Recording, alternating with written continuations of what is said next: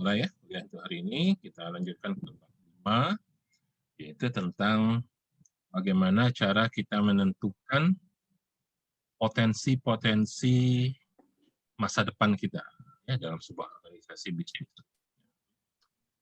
Ini masih bicara tentang melakukan analisa strategik ya.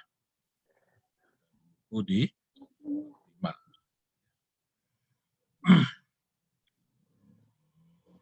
Oke, jadi kita sudah sebelumnya ya di bab 4 ya, kita sudah memahami tentang pentingnya atau munculnya sebuah kebutuhan untuk melakukan assessment atau penilaian yang tujuannya untuk memahami kondisi dan situasi kita sekarang.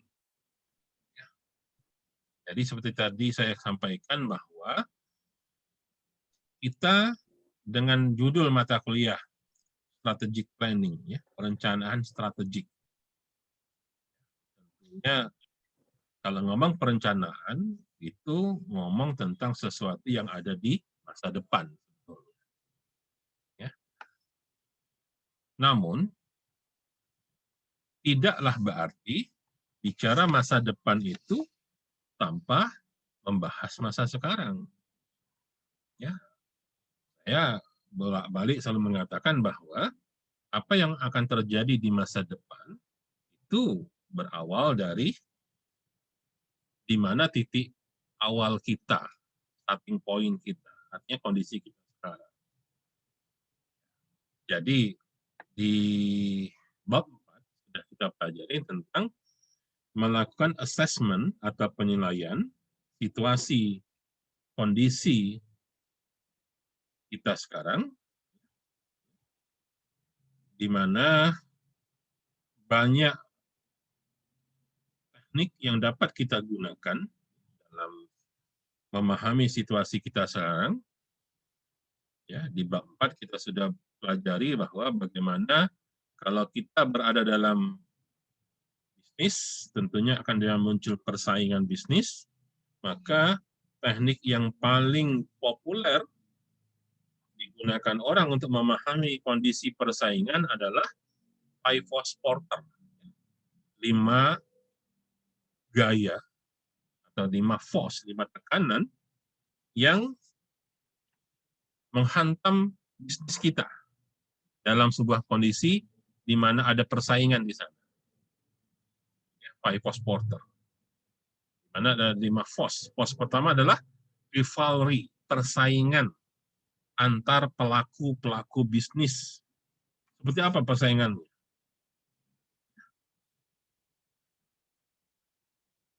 Kita harus pelajari kita itu dalam posisi bersaing atau tidak. Kalau kita bersaing, persaingannya ketat apa tidak? Dulu, ketika di Indonesia masih banyak bisnis-bisnis monopoli, contoh misalnya, ya saya sendiri ngalamin, saya dulu kerja di Telkom. Ya. Jelas undang-undang mengatakan bahwa pelaku bisnis telekomunikasi dikuasai oleh negara. Nah, itu undang-undang bilang begitu. Walhasil apa? Untuk telekomunikasi dalam negeri oleh Telkom, telekomunikasi luar negeri dikuasain oleh Indosat dulu ya. Selebihnya kalaupun ada swasta-swasta itu kecil-kecil dan juga harus ada saham Telkom atau Indosat di sana gitu. Karena undang-undang mengatakan bahwa telekomunikasi dikuasai oleh negara gitu. Memang ada bersaing, ada, tapi persaingannya nggak nggak terasa lah kira-kira seperti itu.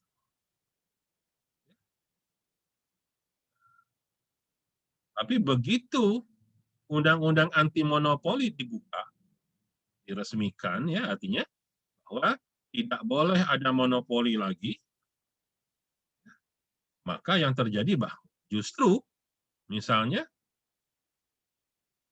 Indosat dipisah dari Telkom, Kemudian Indosat diswastakan, dijual ke luar negeri. Telkom sama Indosat bersaing, bahkan muncul swasta-swasta lain seperti sekarang. Muncul XL, muncul Asia, muncul Smart, ya. Ada muncul Friend. Nah, dulu Smart sama Friend itu berbeda loh ya. Dua perusahaan yang berbeda. Awalnya itu. Ada Tri, ada macam-macam. Alhasil persaingan menjadi sangat sengit. Ya. Ujung-ujungnya ya susah jualan. Saya ingat dulu zaman saya awal-awal kerja, mau punya telepon itu susah. Pelanggan datang ke kantor Telkom, Pak, mau pasang telepon. Sorry, jaringan habis. Sombong orang Telkomnya. Pelanggan mau berlangganan telepon, nggak bisa. Alasannya kabel habis. Ujung-ujungnya ya, zaman ini cerita zaman dulu, ujung-ujungnya muncul calo. Bisa Pak pasang telepon, tapi harganya lain. Nah, gitu. Itu akibat dari monopoli. Itu dulu. Kalau dulu orang Telkom tuh sombong. Pelanggan mau masang telepon, nggak bisa dia bilang. Sekarang, begitu persaingan sudah sangat sengit, di mana operator telekomunikasi sangat banyak, kebalikan yang terjadi.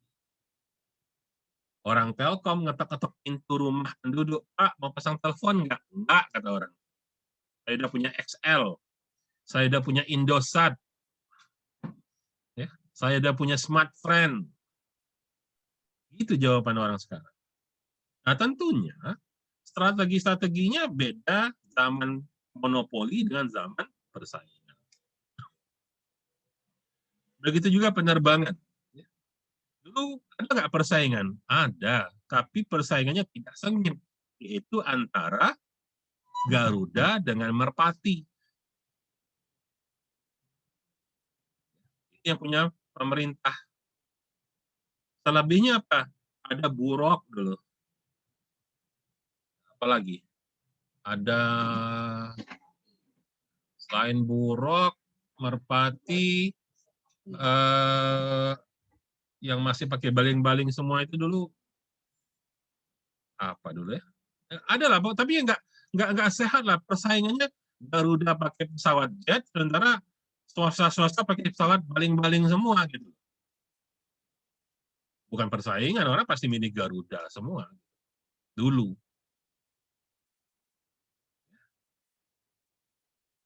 Jadi ini yang harus kita lihat situasinya ya. Tapi begitu pasar bebas yang terjadi, kita lihat berapa banyak perusahaan penerbangan muncul. Tinggal siapa kuat, dia bertahan, siapa nggak kuat, mati tetap. Nah, banyak contohnya ya, penerbangan-penerbangan yang akhirnya tutup. Batavia tutup, Jatayu tutup, Sempati tutup, Adam Air tutup, ya, macam-macam. Ya. Jadi tentunya kita akan memulai yang namanya strategic analysis itu dimulai dari langkah pertamanya, yaitu melakukan assessment dan memahami situasi existing kita, current situation kita, situasi sekarang. Apa yang perlu kita bahas? Apa yang perlu kita uji? Apa yang harus kita pahami pada kondisi existing, pada kondisi current situation? Yaitu yang pertama adalah bagaimana sistem yang ada, ya, sistem yang ada sekarang, itu mensupport, mendukung, dan melakukan enhance itu peningkatan kinerja operasional dan pengendalian atau kontrol manajemen terhadap bisnis. Jadi, kalau Anda di kantor atau di perusahaan, coba lihat seberapa jauh sistem yang ada sekarang mampu mendukung dan meningkatkan kinerja. Ada nggak? Pertanyaannya, ada nggak dulu sistemnya? Kalau ada sistemnya, seberapa kuat dia mendukung dan meningkatkan kinerja?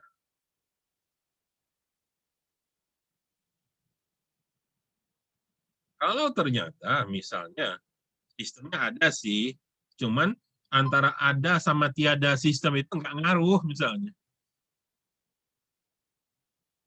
ya nggak ada gunanya sih.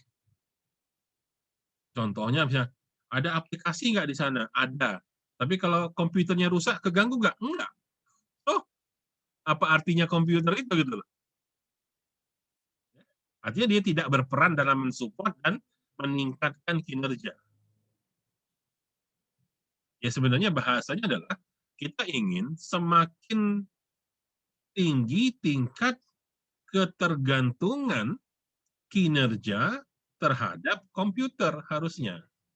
Baru kelihatan komputer itu ada manfaatnya, ada perannya gitu loh. Jangan sampai misalnya Pak Ari mengusulkan kepada pimpinan, bos, kayaknya kita perlu beli komputer baru deh, kayaknya perlu laptop baru gitu. Ngapa? Kasihlah alasan ngapa nak beli komputer baru. Mana kira-kira udah komputer itu masih banyak jalan enggak? Masih. Ya sudah, enggak usah. Enggak perlu. Kita harus tunjukkan bahwa memang kehadiran sistem itu ada kontribusi besarnya. Ya, harus dipahami, makanya harus dilihat dulu ya, kondisi seperti itu.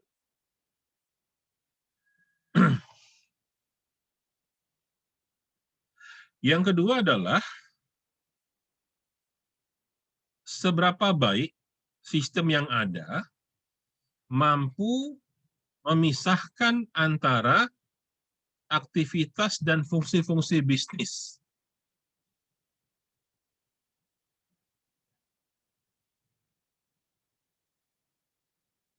Jadi ini ada dua hal, yaitu aktivitas atau kegiatan dengan fungsi. Aktivitas itu sesuatu yang barangkali rutin. Tapi kalau ngomong function atau fungsi, itu adalah peran atau bahasa Inggrisnya role.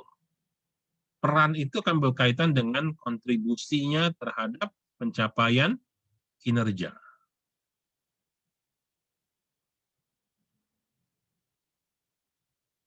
Bisa nggak membedakan antara aktivitas sama fungsi tadi? Ya.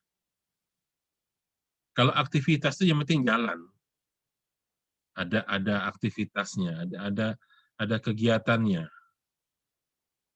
Ya. Tapi belum tentu ada aktivitas bisa berfungsi gitu.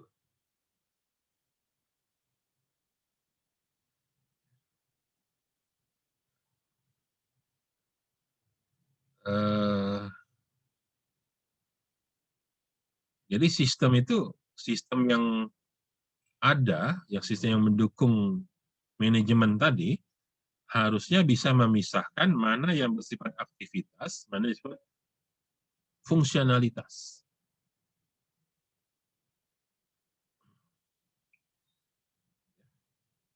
Yang ketiga, di step pertama ini, ya, yaitu kita harus dapat memahami ya, hubungan, ya, relationship, hubungan dari yang namanya bisnis dengan proses. Tapi harus berbasis informasi. Harus berbasis informasi hubungannya.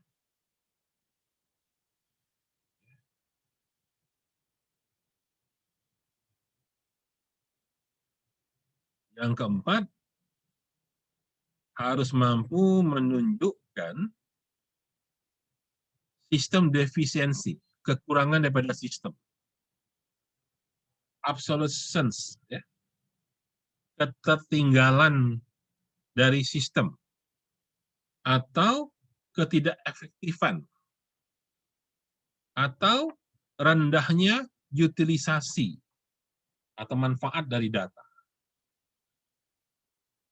Ini saya katakan tadi, ketika kita mengusulkan sebuah sistem informasi atau teknologi berbasis sistem informasi, kita harus bisa menunjukkan sistem yang ada sekarang memang terjadi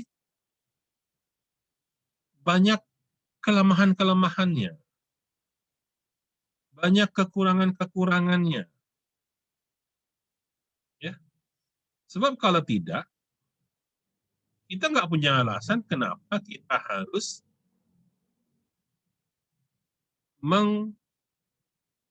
merencanakan sebuah sistem informasi baru. Ya, jadi tadi ya, dari setelah kita memahami kondisi existing, ya, apakah dengan menggunakan analisa Poisson Porter, ya, kemudian dengan BCG matrix dan segala macam, ya, semuanya itu harus kita rangkum menjadi kesimpulan yang lebih kurang bercerita kepada beberapa hal yang kita bahas sekarang ini. Pertama, harus dapat menunjukkan bahwa sistem yang ada sekarang, sejauh mana kinerjanya.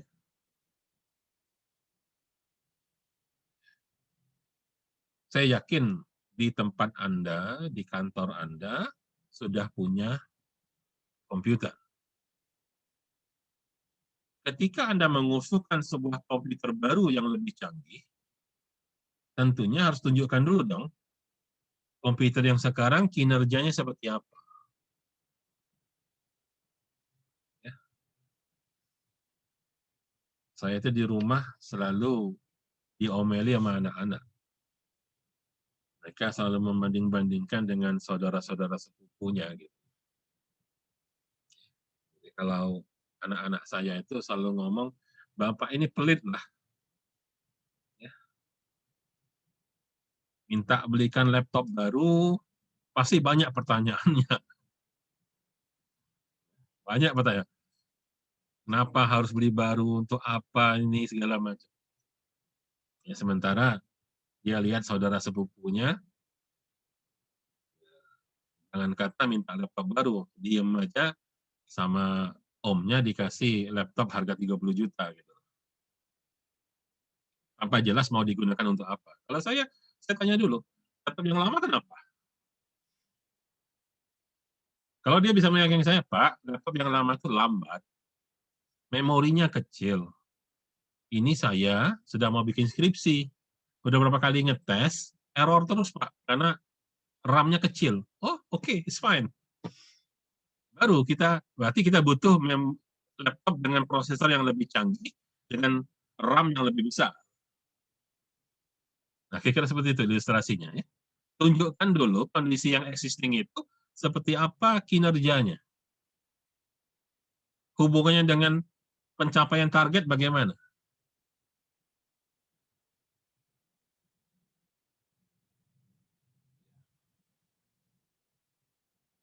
Bayangkan Anda minta duit ke orang tua untuk beli HP. Kalau saya jadi orang tua kamu, saya tanya, HP-nya untuk apa? Untuk nelpon, Pak. Ya udah, kalau nelpon arti HP yang 1 juta juga udah bisa nelpon. HP 1 juta udah bisa nelpon, udah malah lebih sudah. Kalau sekarang untuk nelpon sama SMS saja, HP 300.000 juga bisa kan? HP jadul Nokia lama itu 300.000 juga bisa kan? Bisa, Pak. Ya, bisa sih. Terus ngapain beli HP yang harganya 12 juta? Untuk apa beli HP Samsung Galaxy gitu loh? Beli iPhone yang harganya 16 juta, 20 juta gitu. Itu apa gitu?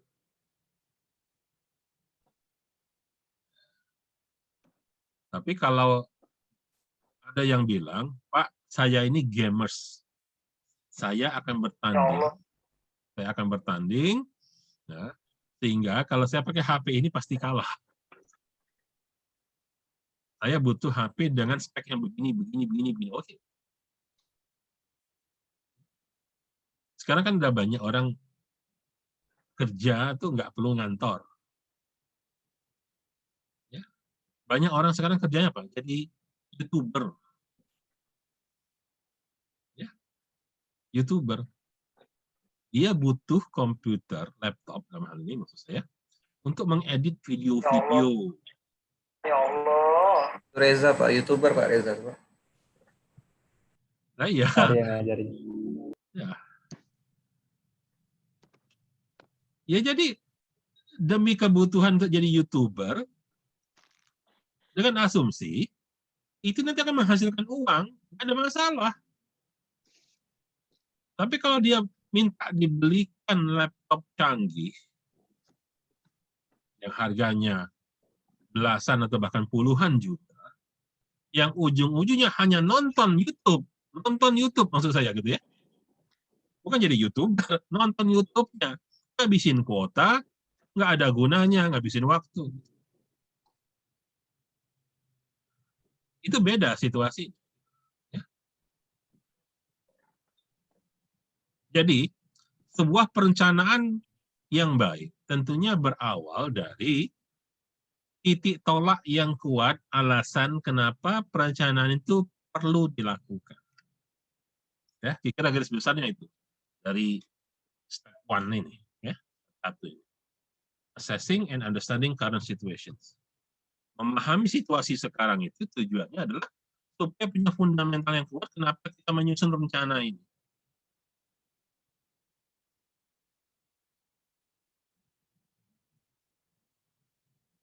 Oke, sampai di sana bisa dipahami ya. Step kedua dalam strategic analisis adalah mulai kita menentukan potensi-potensi apa yang berpeluang untuk kita raih di masa depan. Ya. Jadi di sini juga kembali kita melakukan assessment, penilaian atau pengujian tentang area-area atau bidang-bidang penerapan dari IS atau IT tersebut yang mungkin, yang berpotensi. Untuk apa? Tujuannya adalah untuk menentukan apa yang dapat kita harapkan menjadi dampaknya. Apa dampak yang kita harapkan dia akan terjadi nanti.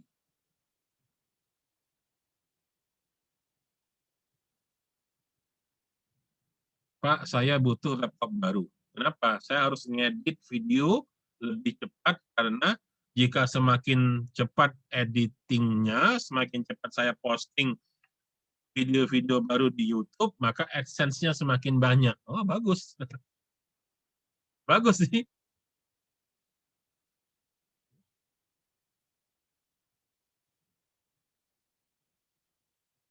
Sebab kalau cuma untuk nonton YouTube-nya, saya pikir, ya ada usaha laptop yang harga sampai puluhan juta gitu loh. Laptop yang biasa aja sudah bisa untuk nonton YouTube. Nggak ada dampak apa-apa, ngabisin duit, iya. Ngabisin duit untuk beli kuota gitu.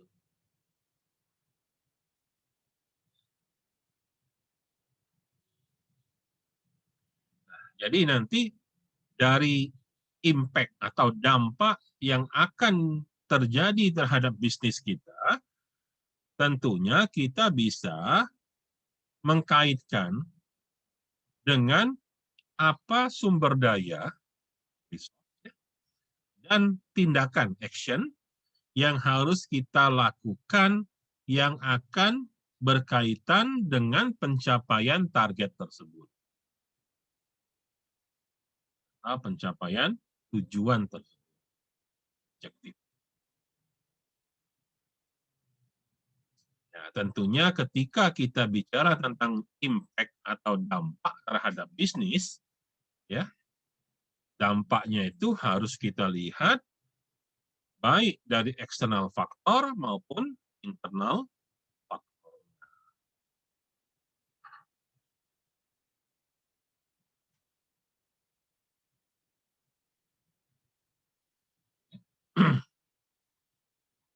Kalau ada yang mau ditanyakan silakan langsung dipotong ya.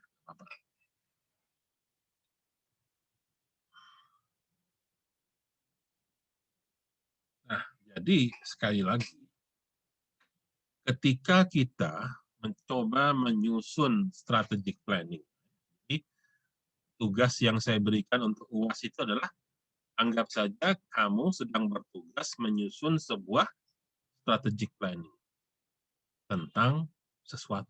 Silakan, sesuatu itu apa? Sesuaikan dengan studi kasus masing-masing lah. Ya. Ya, bahkan itu saya katakan tadi ya, saya nggak terlalu muluk-muluk harus dalam perusahaan apa atau kantor apa. Ya. Yang paling simpel aja, cari warung sebelah rumah misalnya. Bayangkan bagaimana kamu bisa meningkatkan, mengupgrade bisnis warung tersebut dengan mengusulkan sebuah perencanaan strategik teknologi IT. Itu aja, teknologi informasi.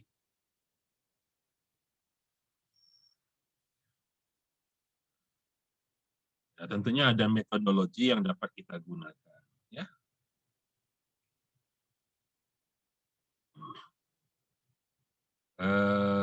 Yang pertama nggak kita bahas, nggak perlu, karena nanti itu biasanya dipakai oleh konsultan-konsultan. Biasanya ada toolkit, ya, sudah ada apa nama istilahnya tuh, ada pakemnya, ya, toolkit approach, ya, ada tool apa yang digunakan, ya. Tapi barangkali yang untuk ideal secara akademik kita gunakan yang namanya framework for SIS, framework untuk strategic information. Ini diusulkan oleh Newman tahun 1994. Bagaimana cara kerja framework SIS yang diusulkan oleh Newman ini? Pertama, di sini adalah kita mulai dengan thinking prosesnya, proses berpikirnya dulu, conceptual thinking. Jadi ini bersifat logika berpikir. Dan bukan merupakan resep yang memastikan, yang menjamin pasti bisa menghasilkan sebuah strategic system. Tidak, nggak ada jaminan. Cuman ini mengajarkan kita konsepnya seperti apa. Maka disebut thinking process, helping thinking process, membantu kita dalam berpikir, dalam proses berpikir kita. Ya. Nah, jadi silahkan kalau mau cari di buka bukunya, ya, dalamin secara detail tentang framework ini, kerangka kerja ini, teorinya si Newman ini. Nah, dia bersifat universal karena di sini hanya sesuatu yang membantu kita dalam berpikir saja, tidak harus saklek begini, ya, harus resep gitu ya. Kalau masakan itu resepnya ada yang dikurangin, rasanya berubah gitu.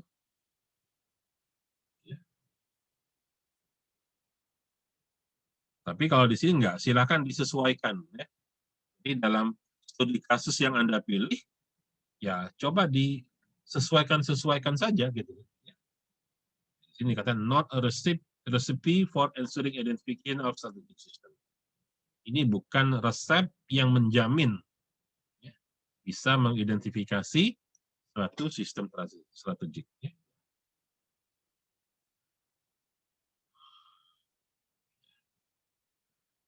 Jadi sekali lagi, apa saja tools dan teknik yang dapat kita gunakan dalam melakukan analisa strategik bisnis ini, ya. Nah, di sini diingatkan kembali bahwa di bab 2 kita sudah pernah mempelajari beberapa tools, beberapa alat bantu. Ya, antara lain BCG Matrix ya, yang Cashco, Watchdog, ya. Kemudian apa namanya? Rising Star ya, itu namanya BCG Matrix ya. Boston Consulting Group Matrix ya. Jadi menganalisa dari produk.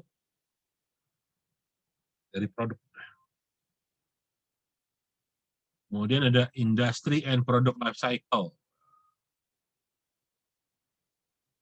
Produk juga ada di bab 2. Kemudian yang sudah sering saya ulang-ulang adalah teori Michael Porter, ya.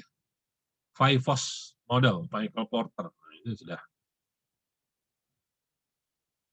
Terus bicara tentang implikasi, kita bisa bicara implikasi strateginya adalah apakah pakai strateginya Porter, ya, 3 generic strategi Porter, diferensiasi,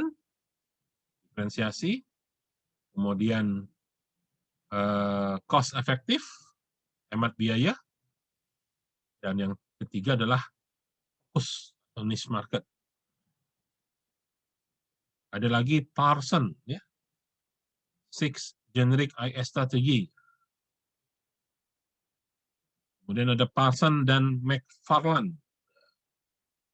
Ini dia bicara tentang produk dan service, ya, market, pasar, dan produksi. Ada semua di bab 2. Silakan dibaca, didalamin, ya.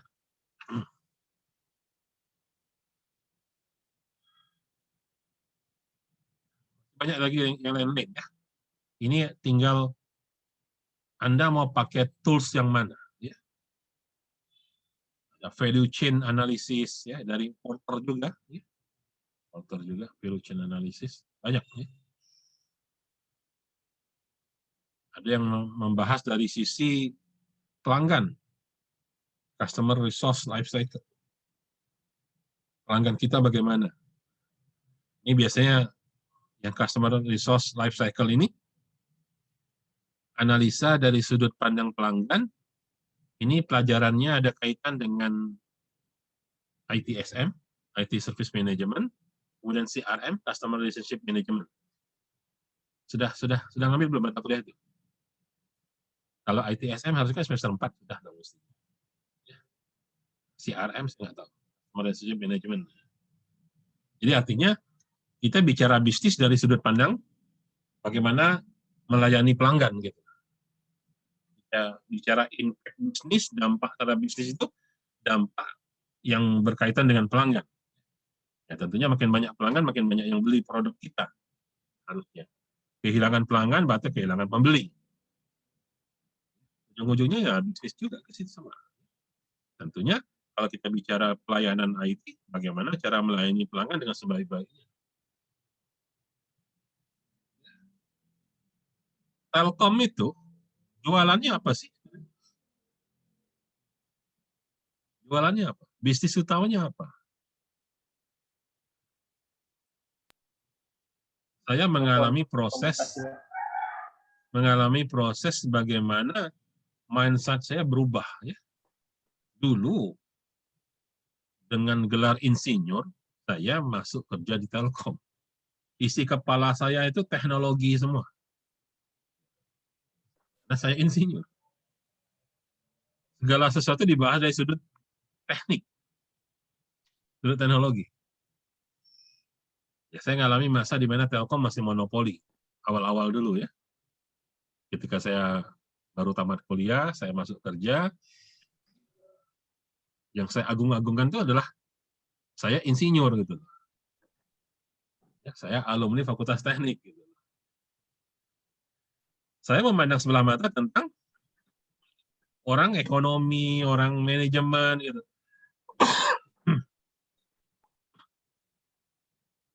Bahkan dulu kawan saya ngajak kuliah MM, nggak mau saya. Saya bilang saya orang teknik loh, ngapain kuliah MM? Sombong gitu. jadi orang teknik, jadi insinyur gitu. Sampai satu waktu saya sadar bahwa ternyata mau seperti apa juga canggihnya teknologi, ya, yang namanya perusahaan itu bisnis, jualan. Nggak ada artinya teknologi canggih kalau nggak ada yang beli. Makanya saya mendapat karma dari cara berpikir saya itu. Setelah saya S2 komputer, saya pikir saya mau dipindahkan ke bagian IT gitu.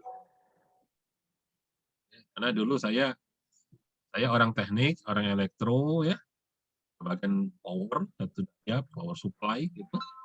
Ya, sampai ke bagian jaringan kabel sebentar, kemudian ke bagian itulah pokoknya teknik-teknik semua, teknik telekomunikasi. Nah, kemudian sebelum saya sekolah S2, saya memang sempat ditaruh di bagian IT dulu. Jadi orang database, jadi orang komunikasi data, habis itu berangkat sekolah ke Malaysia. Pulang dengan gelar S2 IT, saya pikir saya balik ditempatkan di bagian IT. Gitu. Ternyata tidak. Saya ditaruh di bagian marketing. Sampai saya jadi manajer marketing. Berapa tahun saya jadi orang marketing, ya yang jelas saya setingkat asisten manajer setahun, jadi manajernya 2 tahun lebih, 3 tahunan lah, 3 tahun lebih jadi orang marketing. Pindah-pindah, saya pikir balik ke teknik lagi, ternyata tidak. Saya jadi orang bisnis performance, jadi orang manajemen. Jadi sekali lagi bahwa bisnis apapun itu pada akhirnya ya, jualan sih. Dan jualan itu butuh pelanggan gitu. Jadi kalau kita ngomong bagaimana kita menerapkan teknologi IT, yang canggih itu bukan IT-nya harusnya. Yang canggih itu adalah seberapa besar manfaat teknologi itu terhadap pelayanan pelanggan. Itu. Jadi di sini contoh bahwa kita melakukan analisa strategik terhadap siklus sumber daya pelanggan. Yang terakhir itu contohnya dalam kasus ini, teorinya Ivers dan Lermont itu, bagaimana kita menggunakan tools dan teknik dari IS atau IT itu dalam kaitan melakukan analisa strategik terhadap siklus pelanggan.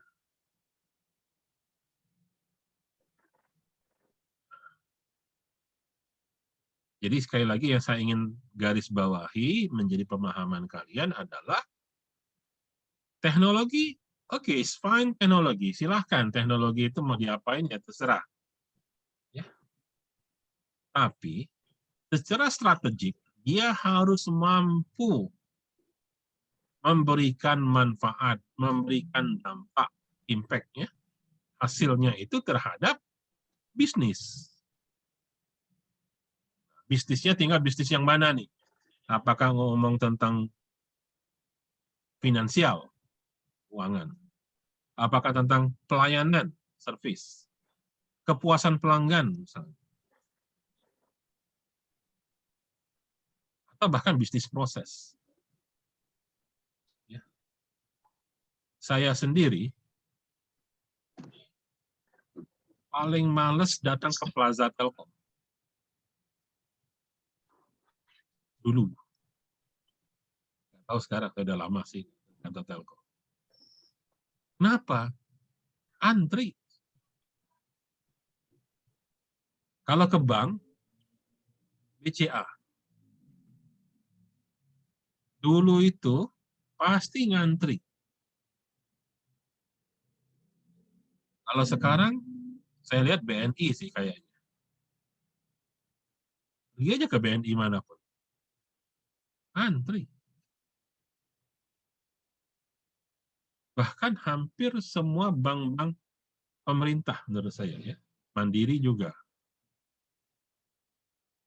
Makanya kadang-kadang kalau kita mau ke bank, pertanyaan pertama kita, cabang mana yang nggak ngantri gitu loh.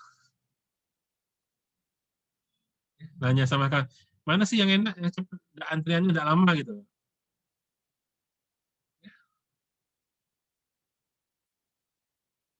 Itu yang bikin pelanggan kesel. BCA itu kan singkatan dari Bank Capek Antri kalau dulu nggak tahu sekarang. Bank Capek Antri. Jadi tugasnya IT itu memberikan kepuasan pelanggan. Coba kita lihat sekarang, orang nggak wajib datang ke bank sekarang. Karena kalau kita datang ke bank ya antri tadi gitu loh. Kenapa kita suka pakai mobile banking, pakai SMS banking? Ya,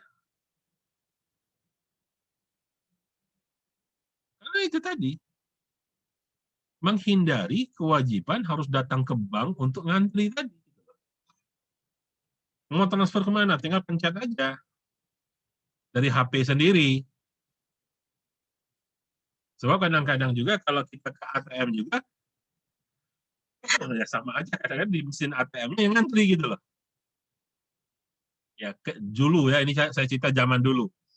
Ketika ATM belum banyak seperti sekarang.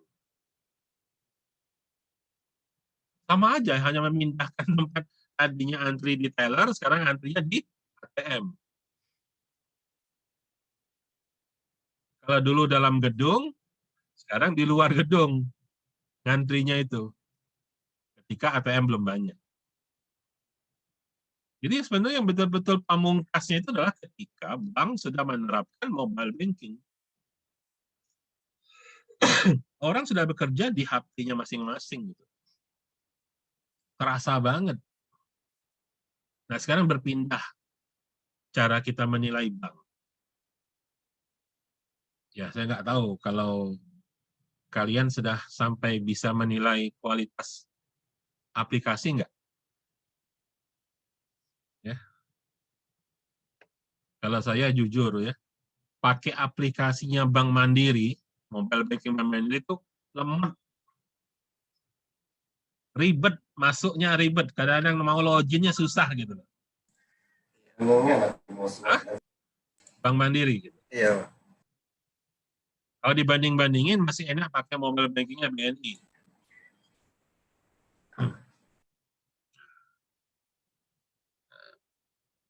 Ada orang bilang mobile bankingnya BCA bagus. Lebih simpel. Ya, cuman tetap aja kalau saya menilai, kalau saya mau transfer ke BCA, saya harus save dulu nomor tujuan dari yang mau dikirim. Oh iya. Termasuk namanya. Pak Ari punya BCA. Iya, Pak. Nah, jadi kalau mau transfer harus masukin nomornya sekian, namanya si Anu, confirm, baru bisa ngirim kan? Iya. Bandingkan sama BNI. Kalau BNI, nomor rekening berapa mau dikirim? Iya, benar. Nanti namanya muncul sendiri. Kita cukup masukkan nomor aja. Karena nggak usah masukin nama orang, karena orang itu akan muncul ID-nya ikut dengan nomor rekening. Gitu. Iya. Begitu selesai kita nginput jumlah uang mau dikirim, nanti akan ada pertanyaan oleh, Ya, di save. oh simpan apa enggak gitu loh. Hah? Iya. Ya kalau saya kira-kira cuma kenalnya sekali aja, misalnya mau beli apa gitu di online shop misalnya, yang apa kita save kan? Tapi kalau BCA kan wajib di save dulu kan? Iya. Tentunya itu ada alasan mengapa masing-masing seperti itu. Tinggal customer kita suka yang mana. Ya.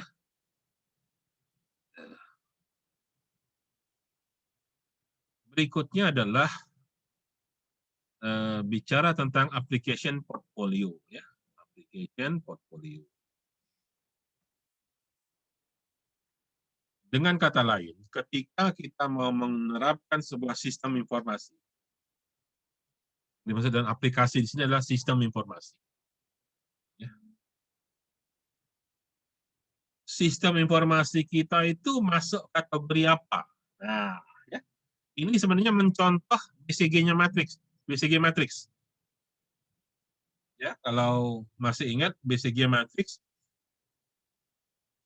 sebelah kiri bawah itu adalah Cashco, sebelah kanan bawah Doc, sebelah kiri atas adalah Rising Star, ya. Sebelah kanan atas apa? Masih ingat? Hah? Wild apa? Wildcat, Pak. Wildcat, kucing liar. Kucing liar. Ya, sebenarnya konsepnya sama. Cuma sekarang kita ganti dengan kalau watchdog tadi sifatnya hanya pendukung, support. Jadi kalau kamu mengusulkan sebuah aplikasi, sebuah sistem informasi, nanti sistem informasinya berperan hanya sebagai support saja. Statusnya seperti anjing penjaga tadi. Tapi kalau dia Cashco, dia adalah key operational, kunci operasi. Kalau Wildcat, kucing liar, sesuatu yang berpotensi tapi belum sekarang. Tapi yang Rising Star, bintang, itu adalah sesuatu yang menjadi masa depan kita. Strategik.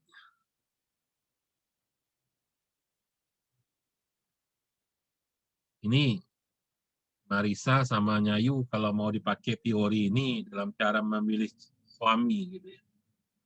Cara berhadapan dengan laki-laki, nah bisa juga dipakai ilmu ini gitu ya. Jadi kalau ada cowok, kamu jadikan dia seperti watchdog, anjing penjaga, berfungsi sebagai support aja. Nih hati-hati Reza, kamu kalau ketemu cewek, ceweknya paham ilmu ini, habis kita laki-laki diporotinnya nanti. Hah? Bahaya, Pak. Hah? Kamu tuh tidak lebih cuma alat bantu, tukang nganter-nganter aja nih, kalau cuma jadi support. Ilmu apa itu, Pak? Hah? Ya ilmu ini. Penasaran Marisa, Pak. Nah, jadi kalau kamu jadikan cowok itu hanya support, yang penting nak pergi kemana ada yang nganter. Nah, itu cuma support deh.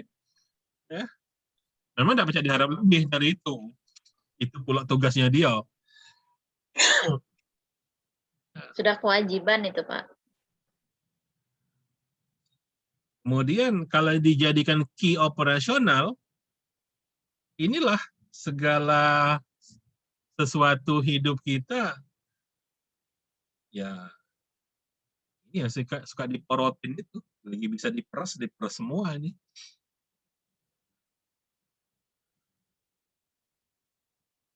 Tapi kalau yang high potensial itu biasanya yang dikasih PHP, diulur-ulur, tarik lagi, ulur lagi, tarik lagi.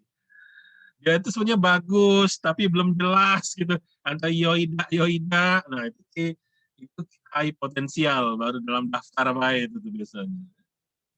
Tapi yang kira-kira sudah yakin nian, inilah tempat gantungan hidup, inilah strategiknya. Nggak usah lihat yang lain-lain lagi. Kalau sudah punya, ada calon yang memang bersifat strategik, tinggal masa depannya ada di sana.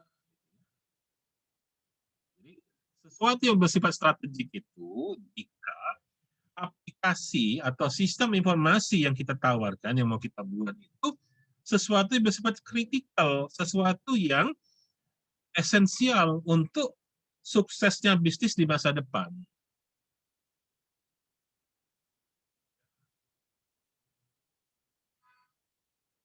Jadi contoh tadi misalnya, ya, kalau saya bicara dengan anak mau beli laptop, oke. Untuk apa itu? Pak, mendak ada beli laptop ini Pak, nggak baca ngoding Pak. Kemudian anak saya Fasil Komunstri juga, tapi sudah tamat semua sih, teknik informatika. Saya butuh ngoding dengan prosesor yang cepat, dengan RAM yang besar. Kalau dak kate itu amat. Oke, penting berarti. Ya. Tapi kalau dia ngomong, Pak, nak beli laptop untuk nonton YouTube, kan tidak dorong gawe kita kalau tidak nonton YouTube. Memang sih kalau kita baca nonton YouTube, artinya kita senang, banyak yang baca nonton di situ. Ada sumber kebahagiaan juga di situ. Nah, tapi barangkali tidak lebih sebagai support. Jadi, coba ketika kalian mengusulkan sebuah usulan untuk membuat sebuah aplikasi, sebuah sistem informasi, kira-kira nanti posisinya ada di mana? Saya juga seringkali ketika membimbing skripsi, memunculkan pertanyaan sejenis seperti ini kepada mahasiswa ketika dia mengusulkan sebuah judul. Saya ingin mahasiswa dapat menunjukkan seberapa pentingnya skripsi itu. Maksud saya, seberapa istimewanya skripsi. Kalau mau kita buat skripsi yang sudah banyak dibuat uang, semua orang udah pernah bikin berulang-ulang kali, ya sudah, istimewanya biasa aja. Tidak ada yang bagus di sana, ada yang istimewa lagi di sana gitu. Karena semua orang sudah pernah tahu seperti itu apa. Jadi coba kita harus bisa menunjukkan tentang seberapa besar potensi atau manfaat yang bakal diperoleh jika itu dilakukan.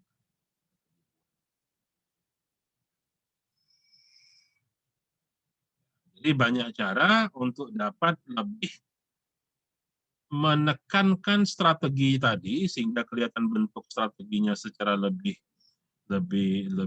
jelas ya. Tinggal kita ingin menunjukkannya berkaitan dari sudut pandang eksternal atau sudut pandang internal. Silakan pilih. Kalau semuanya bisa ya lebih bagus. Tapi sekurang-kurangnya ada sebuah sisi yang bisa Anda tampilkan bahwa ketika kita menunjukkan tingkat esensial atau tingkat seberapa urgent atau suatu pentingnya suatu aplikasi dibuat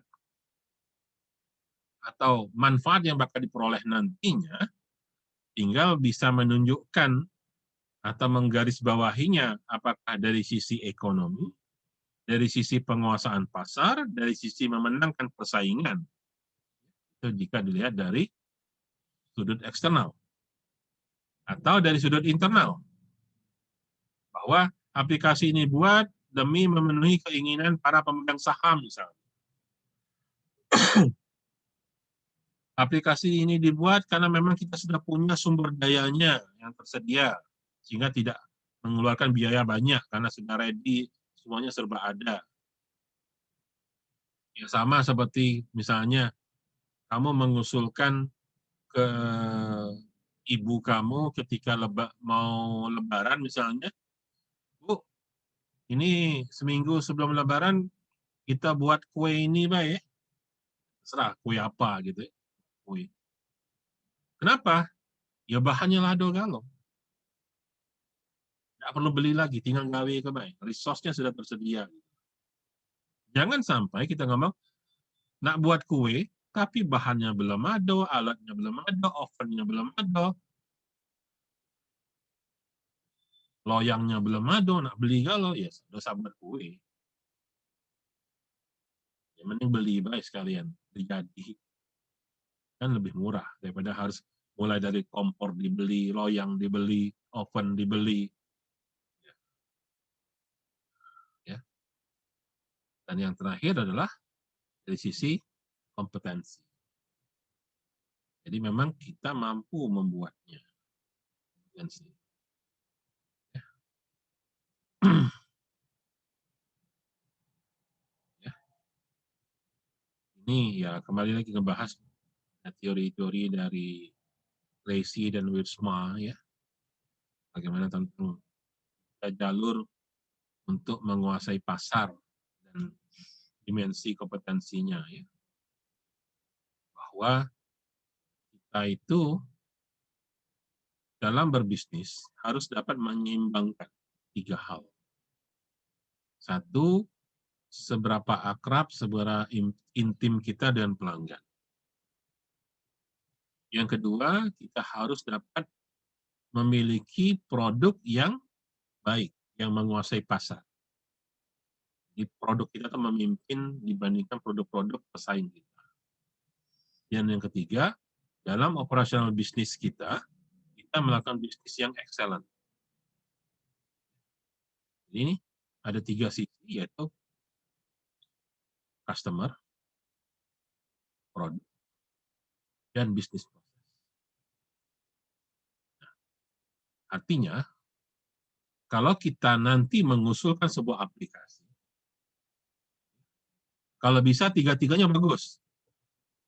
Tapi paling tidak, kamu bisa bilang, Pak, saya mengusulkan sebuah aplikasi yang mampu memperkuat hubungan kita dengan pelanggan. Makanya kita belajar mata kuliah CRM, Relationship Management. Atau kita membuat aplikasi di mana dari situ akan terlihat bahwa produk yang kita punya lebih unggul daripada produk orang lain. Ya. Tadi contoh cerita saya tentang mobile banking. Saya pikir hampir semua bank sama aja pelayanannya, produknya sama. Simpanan, pinjaman, kartu kredit, transfer, apapun lah, semuanya hampir sama lah. Terus bedanya di mana? Bedanya di mana? Keunggulan produk perbankan itu ada di mana? Ya, antara lain bisa ditunjukkan ketika mobile banking mereka kita bandingkan.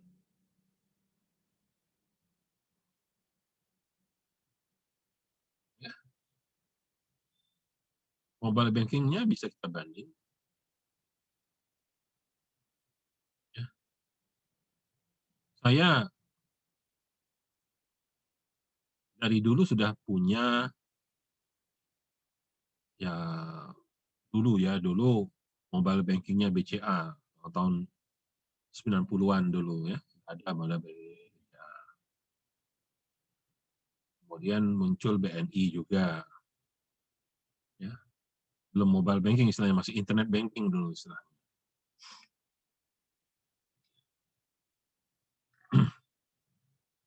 Tapi yang saya sekarang baru tahu, yang baru-baru ini, baru berapa bulan terakhir, bahwa Bank Syariah Mandiri, yang sekarang sudah jadi Bank Syariah Indonesia, itu ternyata punya mobile banking yang di aplikasi mobile bankingnya kita bisa beli emas. Beli emas. Kalau dulu bayangan saya, kalau saya punya uang, mau beli emas, harus ngumpulin agak banyak dulu lah. Paling enggak berapa juta gitu ya. Baru terbeli emas sesuku, ya, kalau di Palembang nih. Itu 6,7 gram. 2 suku gitu. Dan biasanya nggak kekumpul. Karena begitu agak banyak dikit kepake, agak banyak dikit kepake gitu. Nah sekarang setelah saya tahu di Bank Syariah Mandiri yang sekarang sudah jadi Bank Syariah Indonesia, aplikasinya itu kita bisa beli emas berapapun. Ya, ya contoh lah misalnya saya dapat honor ngajar dari Satya Kirti. Ya beberapa ratus ribu dibelikan langsung ke emas di Bank Syariah Mandiri. Karena dia punya aplikasi yang mampu menjembatani hubungan kita sebagai pelanggan bank dengan, kalau Bank Syariah Mandiri itu dengan Antam, Aneka Tambang. Ya. Tapi kalau kita langsung ke Antamnya, minimal harus beli emas itu 1 gram. Minimal. Kan 5 gram, 10 gram, ya udah 5 juta, 9 juta gitu. Tapi kalau di Bank Syariah Mandiri, kita nabung berapapun, 200.000 nabungnya misalnya. 200.000 belikan emas, jadilah dapat 0, sekian gram. Dapat. Asal rutin aja tiap bulan gitu. 200.000 lumayan. 500.000, setengah gram, ya, dan seterusnya. Itu yang membedakan dia dari bank yang lain.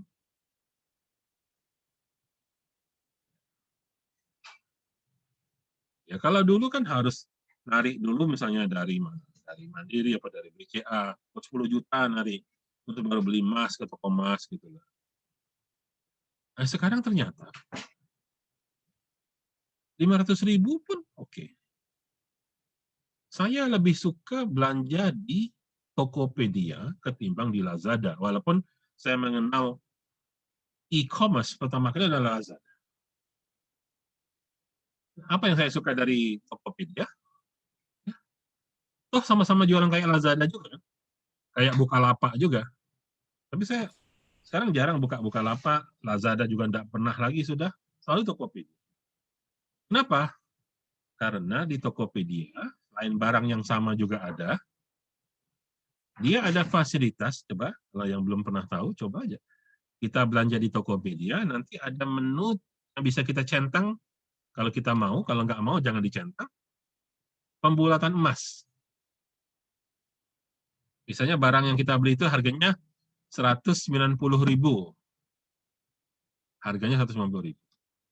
Nanti ada tawaran pembulatan emas 10.000, jadi 200. Jadi dia membulatkan harga penjualan itu. Tapi dengan membeli emas. Bayangin beli emas 10.000 gitu loh. Ada, kalau 10.000 masih cukup banyak sih. Kadang-kadang harganya 177.000, 177. Pembulatan jadi 180, ya 3.000. Ya, tapi artinya saya walaupun cuma 3.000, saya punya emas seharga 3.000 loh. Dan itu tersimpan dalam tabungan. Gitu.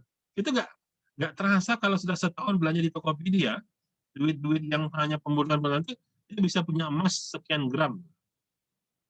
Itu yang membedakan Tokopedia dibandingkan Lazada, Bukalapak, Beli-Beli, dan macam-macam yang lain. Shopee. Bahkan yang anak muda kebanyakan Shopee. Saya nggak suka Shopee. Itu nggak tahu. Ribet menurut saya di Shopee.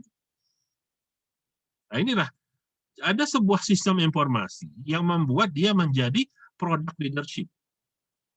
Dia punya keunggulan dalam memimpin produknya dibanding kompetitornya. Bisa nggak Anda jadi orang sistem informasi yang merancang sebuah sistem yang bisa lebih unggul walaupun hal yang remeh-temeh seperti itu? Kalau yang terakhir, yang ketiga, saya pikir sudah lumrah. Di mana-mana sebuah sistem, ya, sebuah aplikasi kalau dibuat bukan tambah nyusahin, harusnya memperlancar operasional bisnis kita. Nah, ini tantangan nih bagi pegawai negeri seperti Pak Ari ini. Karena orang selalu skeptis melihat pemerintah, ya, makin diterapkan teknologi, bukan tambah mudah, tambah ribet. Ya, harusnya kan lebih excellent operasionalnya itu. Ya, saya selalu kalau ngajar materi yang beginian nih, contohnya iktp, ya udah gampang itu, contoh nyata itu. Nah, buat KTP manual, diketik 5 menit selesai kok, tanda tangan camat sama lurah beres kok. Kenapa buat iktp sampai 3 bulan jadi dulu 3 tahun dulu ya. Saya orang komputer bingung di mana letak susahnya bikin KTP itu gitu loh. Hah? Bikin pakai komputer kok malah tambah susah hidup ini gitu. Nah, itu dah itu antitesis itu. Betul-betul saya sebagai orang komputer malu betul.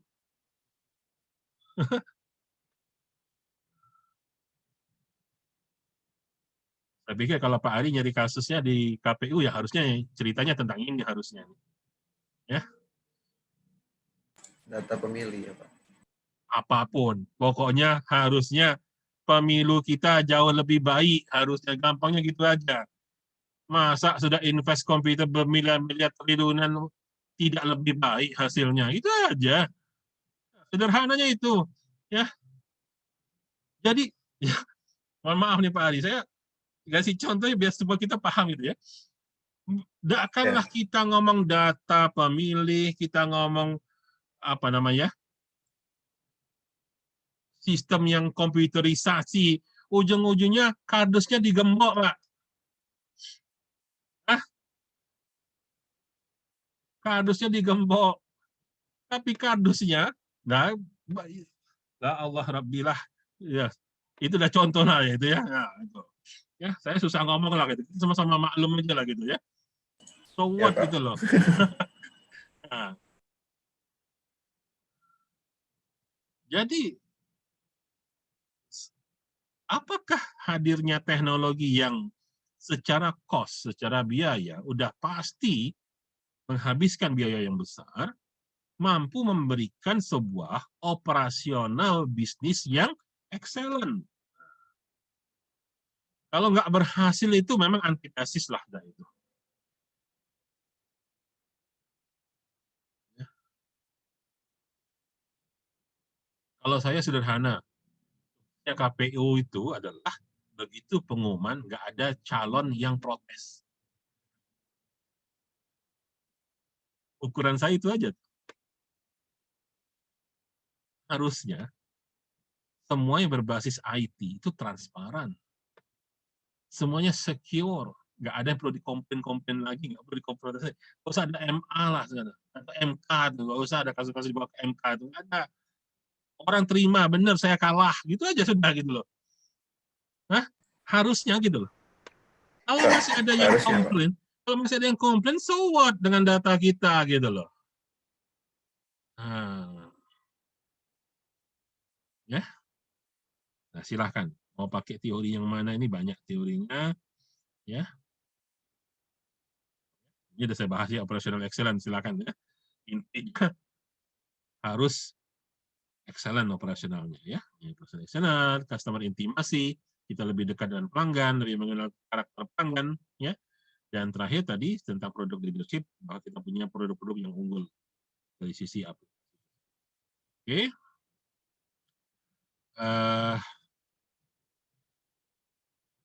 Tadi intinya bahwa 3 kompetensi tadi, customer intimasi, produk leadership, dan excellent operasional, ini harus seimbang.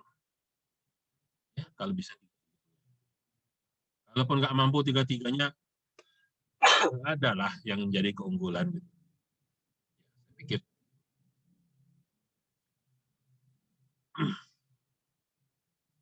Berikutnya adalah rasional. Bisnis rasional. For IS or IT. Bagaimana kita merasionalkan investasi tadi.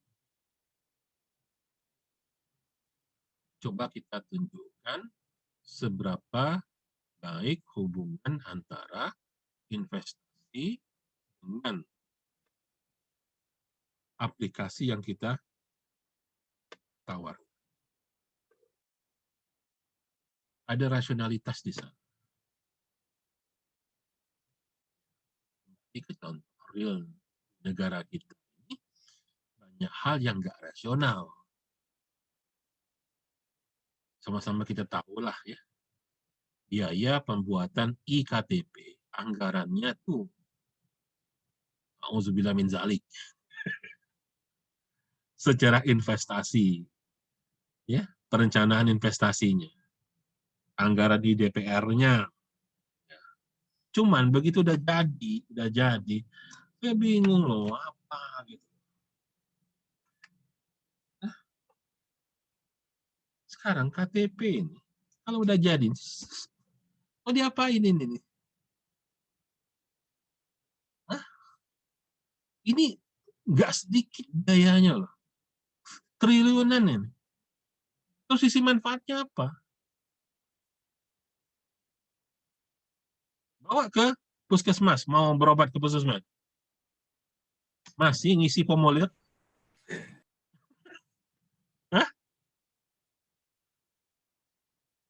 Coba, kita mau ke rumah sakit, mau berobat, masih ngisi formulir, masih isi pendaftaran, pergi ke bank, mau buka rekening bank, Pak, fotokopinya? Nah, diminta fotokopinya, walaupun nanti si petugas banknya fotokopi biasanya, tapi masih disuruh ngisi formulir, kita terus minta fotokopi KTP. Harusnya, kalau sudah digital semua data kita, harusnya sudah digital semua data kita ini, tinggal tempelin aja, cetit, bunyi gitu, nah, langsung di banknya tuh langsung kecatat nama kita, alamat kita, usah diisi formulir lagi. Ya, Harusnya, Pak ya. harusnya, paling tidak gitu. Tapi kan yang bikinnya ini Pemda atau pemerintah lah gitu ya. Bank kan beda, oke. Sekarang Ja, kamu udah punya KTP elektronik ya, ada urusan ke kantor Pemda, pergi kantor bupati, kantor gubernur.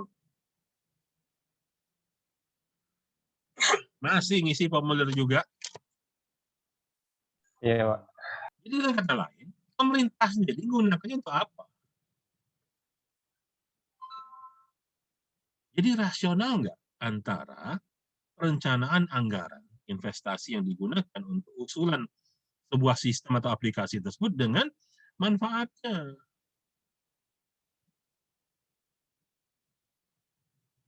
Nah, ini yang Anda sebagai seorang perencana, ini kan statusnya sebagai orang yang mengusulkan sebuah usulan gitu ya, di dalam tugas yang akan dibuat untuk yang UAS, harus bisa menjelaskan secara rasional usulan Anda itu masuk akal nggak?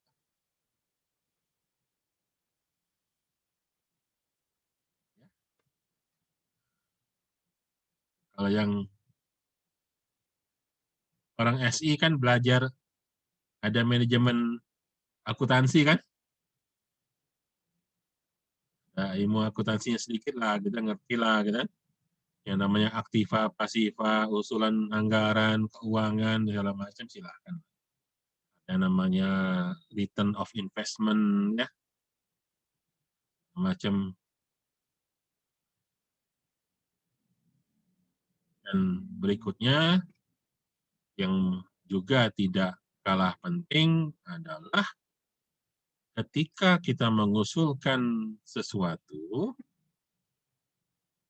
yang bersifat strategik, kita harus memasukkan namanya value chain analysis. Sebelum sampai ke value chain analysis, perlu saya ingatkan bahwa sistem informasi, ilmu sistem informasi, terdiri atas 3 bagian utama. Ada 3 komponen utama dalam ilmu sistem informasi.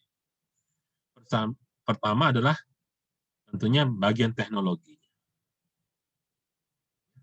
Ada teknologi informasinya. Yang kedua, SI itu juga mengandungi yang namanya bisnis proses atau ilmu manajemen. Dan yang ketiga, dalam SI kita juga belajar ilmu-ilmu yang berkaitan dengan pengguna dari teknologi itu, yaitu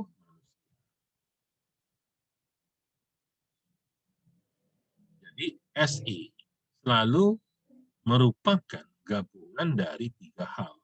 Ada teknologi, ada bisnis proses, dan ada manusia. Makanya kita misalnya mata kuliah IMK, interaksi manusia komputer. Kita belajar tentang perilaku manusia. Dan sebagainya. Nah, sekarang bicara tentang bisnis proses manajemen, bisnis proses atau manajemen, itulah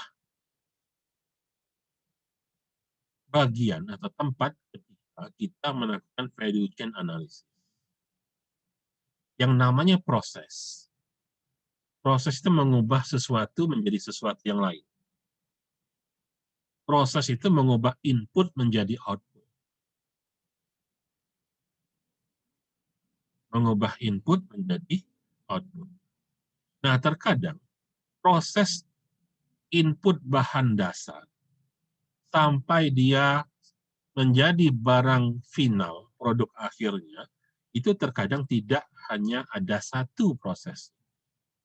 Bisa terjadi beberapa macam proses. Tidak satu proses. Kalau kalian masih ingat belajar APSI, maka DFD itu banyak proses-proses kan dalam data flow diagram. Tidak satu prosesnya. Nah, rangkaian dari setiap proses ketemu proses yang lain, ya, dari input awal sampai dia menjadi final output-nya,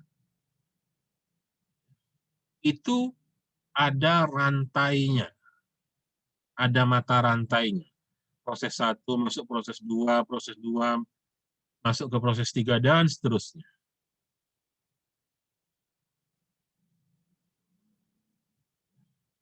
Kalau kita proses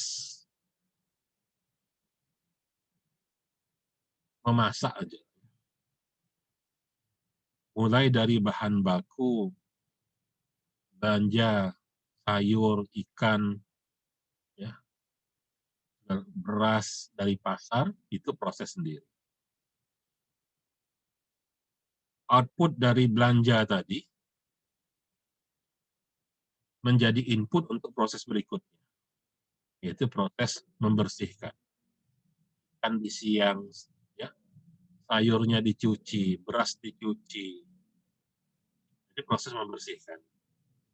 Outputnya adalah ikan yang sudah bersih, sayur yang sudah bersih, beras yang sudah bersih. Masuk di proses berikutnya, proses pemasakan.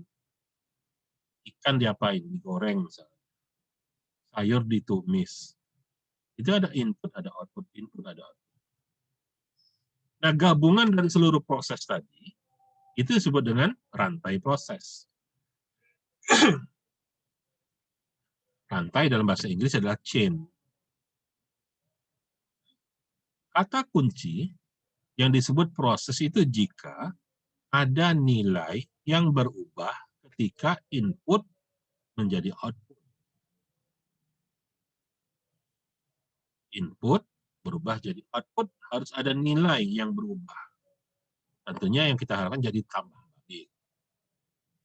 Nah, gabungan dari seluruh proses tadi, berarti ada gabungan dari rantai-rantai proses. Karena setiap proses ada nilai, maka akan terjadi namanya rantai nilai atau value chain. Maka kita juga melakukan sebuah analisa yang namanya analisa rantai nilai atau value chain analysis. Ya. Di mana dalam rantai nilai selalu ada 3 aktivitas yang disebut aktivitas utama atau primary activities. Yang kedua, aktivitas pendukung yang disebut secondary. Jadi ada 2 hal ini yang penting, ya. Ada utamanya, ada pendukung. Ya, tapi semuanya itu, apapun aktivitas, jika mau disebut proses, kata kuncinya harus ada nilai yang dihasilkan. Kalau ada proses yang tidak memberikan nilai, maka itu bukan proses. Nggak ada yang berubah.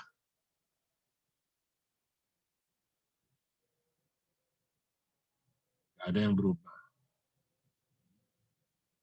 Jangan sampai seperti burung beo makan kates. Masuknya kates, keluarnya kates lagi. Apa yang berubah? Nggak ada yang berubah. Jadi, jika kita punya sebuah sistem informasi,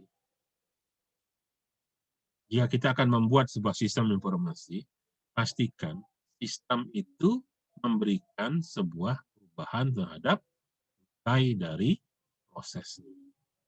Ketika data masuk menjadi input, keluarnya harus menjadi output yang jauh lebih baik dari sebelum dia menjadi. Sederhana sebenarnya prinsipnya itu. Value chain analysis itu. Bagaimana Anda menganalisa, ya, memahami bahwa memang prosesnya memberikan sesuatu yang jauh lebih, ya. Oke, saya pikir itu dulu ya sampai di sini. Kamu bisa lihat nanti di value chain-nya bagaimana input ya akan keluar dari sebuah proses di mana akan selalu ada value added, nilai tambah. Ya. Istilah value added di Indonesia itu dipopulerkan oleh Presiden Habibie ketika dia menjadi Menristek. Ya. Ini populer di Indonesia, tapi sebenarnya di luar negeri udah ini. Apapun proses harus memberikan nilai tambah. Nah, itu sebab di dunia lah pada umumnya sebenarnya istilah PPN, pajak pertambahan nilai itu adalah karena ada nilai yang berubah baru dipajakin. Nah, di Indonesia terbalik.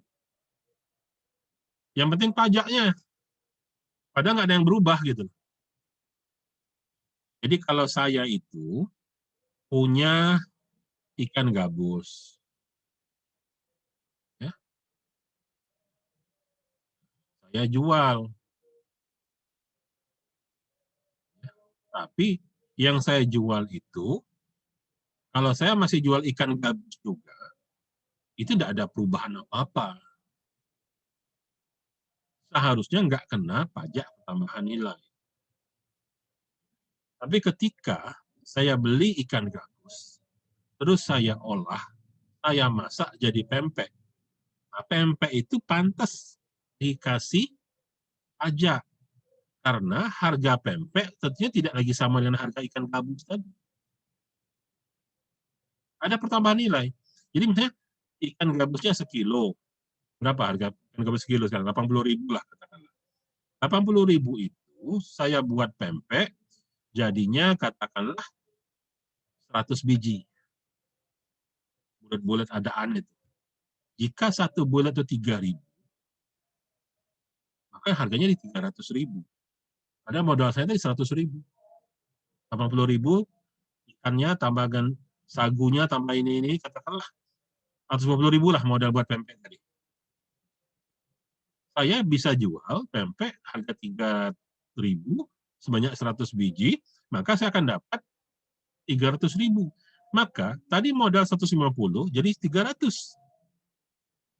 Ada pertambahan nilai, maka wajar pempeknya itu dipajak. Tapi kalau kita kebanyakan asal pindah tangan kena pajak, asal pindah tangan kena pajak. Di Indonesia itu maka pajaknya pajak berganda. Konsep value added itu seperti itu tadi. Kata Habibie, kalau Anda punya barang, jangan jual barang mentah. Jual yang sudah punya nilai tambah. Ya tadi contoh, punya ikan, kalau jual ikan saja biasanya murah. Tapi kalau jadi pempek harga lebih mahal. Punya apa lagi? Punya besi. Ya kalau cuma dijual besi ya murah. Tapi kalau jadi pesawat terbang mahal. Jadi kapal mahal. Jadi tank baja mahal. Itu kan. Habibie kan ya, caranya berpikir begitu. Maka dia bikin pesawat terbang, bikin kapal laut, kan buat pindad gitu loh. Begitu juga ketika kita menggunakan sebuah sistem informasi. Pastikan bahwa sistem informasi ketika diterapkan harus ada nilai tambah. Nah, tadi seperti saya katakan, KTP elektronik ini apa nilai tambahnya? Apa manfaat tambahan dibandingkan KTP lama yang pakai mesin tik itu, gitu, yang dilaminating biasa itu? Ada nggak nilai tambah? Nah, jadi penting ketika Anda membuat usulan, memastikan ada nilai tambahnya di sini. Oke, saya pikir kita lanjutkan minggu depan materi selanjutnya. Kita ini dulu. Apa? Ada yang mau ditanyakan barangkali? Sebelum kita akhiri, apakah ada yang mau Ini tanyakan? Pak, Ya. untuk yang proposal tadi itu dikumpulnya pada saat UAS ya Pak ya? Iya betul, saat UAS.